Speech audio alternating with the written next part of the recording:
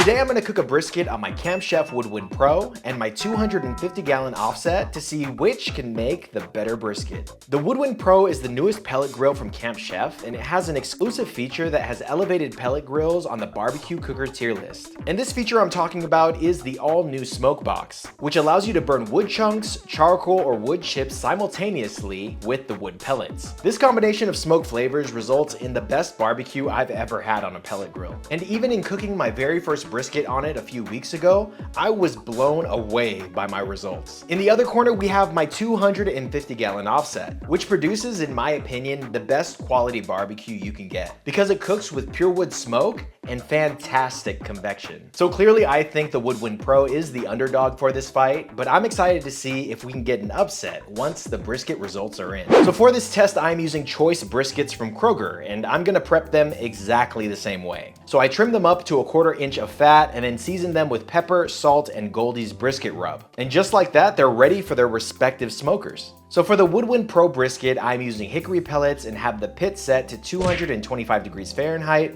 smoke level 10. Once the smoker's up to temp, I put my brisket fat cap up on the second rack, and I have the fat trimmings in a foil pan on the first rack to block the radiant heat from the smoke box and the fire pot that are just under the cooking grate.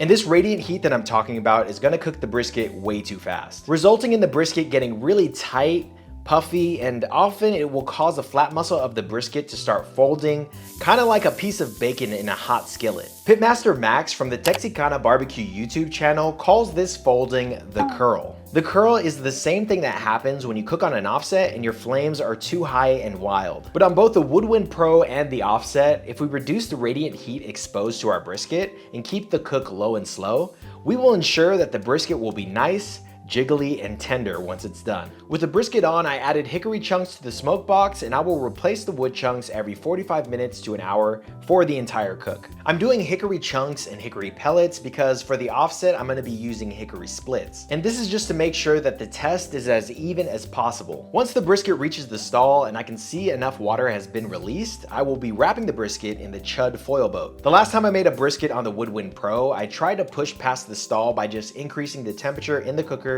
to 275 degrees Fahrenheit.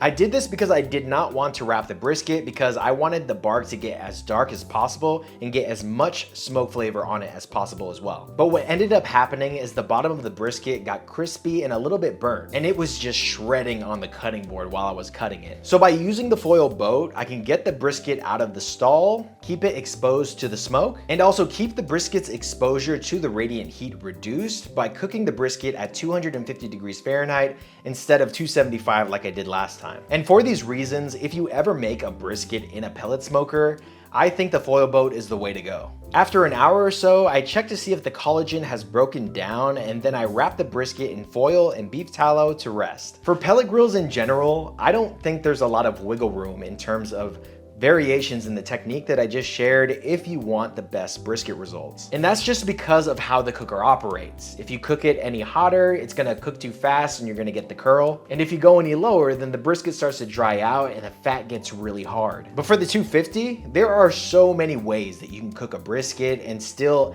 end up with an incredible end product. You can cook it from like 225 degrees Fahrenheit to 325 degrees Fahrenheit. You can wrap it in foil, foil boat, butcher paper, and you can even go no wrap. But the utility of the 250 is neither an advantage or a disadvantage. It totally is up to what type of pitmaster you are. Because if an absolute beginner cooked a brisket for the first time on the Woodwind Pro, their end product would be pretty close to as good as one that I could make. But on an offset, it wouldn't even be close. I doubt the beginner's brisket would even be edible. And that's because it takes practice to learn how to operate a fire, how to learn to optimize the aerodynamics when you're trimming a brisket, and just to learn the signs of when a brisket is done and when it's at different stages during a long brisket cook. And with the many ways you can cook a brisket right, there are some definite ways that you can do it wrong and absolutely ruin your brisket. So let me show you what I did for this brisket cook. So I started the offset with some hickory splits and got the pit up to 250 degrees Fahrenheit. I put the brisket on fat cap up, and I'm just keeping the fire nice and low for the entire cook. Once the brisket reaches the stall, I increase the temperature to about 275 degrees Fahrenheit for the rest of the cook to finish. Then I let it rest by wrapping it in foil and beef tallow. Now there's a lot more to the specifics on how I smoke brisket on an offset, so if you want a more detailed guide, I'll have one linked in the description of this video. And with both briskets rested, they are ready to slice up.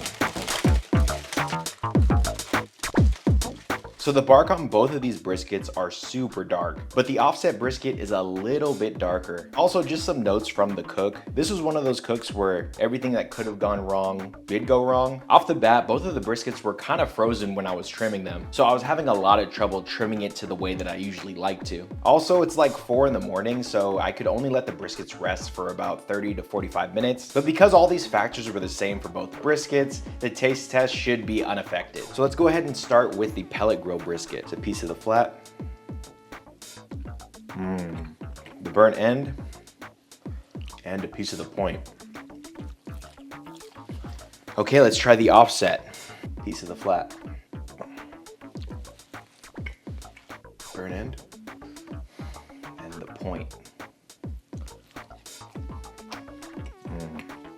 So in terms of the smoke flavor, it's really hard to tell which one has more of an intense smoke flavor, but I will definitely say that I prefer the smoke flavor that's coming from the offset brisket. It just tastes so much more cohesive with the textures and the flavors of the beef versus the pellet grill, where it's like I can taste each component and it's not melding as well together as the offset brisket, if that makes sense. It's like the offset brisket is like a combination of smoke, crispy bark, tender meat, beef flavor, and saltiness. And basically with the pellet grill, I'm tasting each of those components separately. Also, in terms of the texture of the rendered fat, hands down is going to the offset brisket. The bark is crispy, but the fat still has a nice softness and a jiggle to it, in comparison to the pellet grill, where it's just a little bit harder. Like on a standalone, I probably wouldn't notice, but just seeing them side by side, the texture difference is just super apparent. But I will say that I cook a lot on my 250, and I'm a lot more comfortable making a brisket on my 250 versus using a pellet grill, because I just don't use pellet grills that often. So it could be user error. So if you guys see anything wrong with the way that I was cooking my brisket on the pellet grill, then let me know in the comments. So bark color goes to the offset brisket, taste goes to the offset brisket, and texture goes to the offset brisket. So based on my test, offset brisket takes it. But like I said before, the pellet grill brisket is fantastic. But I eat a lot of briskets, so these little subtle differences that I'm noticing and I'm putting into my ranking system, most people won't even notice. So on a scale of 1 to 100, if the offset brisket is 100, I'd give the pellet grill brisket a 92. Now, even though the Woodwind Pro didn't win, it still produces the best barbecue I've ever had on a pellet grill, and it's not even close. So if you want to check it out and see the specs yourself, you can click my link in the description box, and make sure to watch my full review of this smoker on your screen right now, and I'll see you guys over there.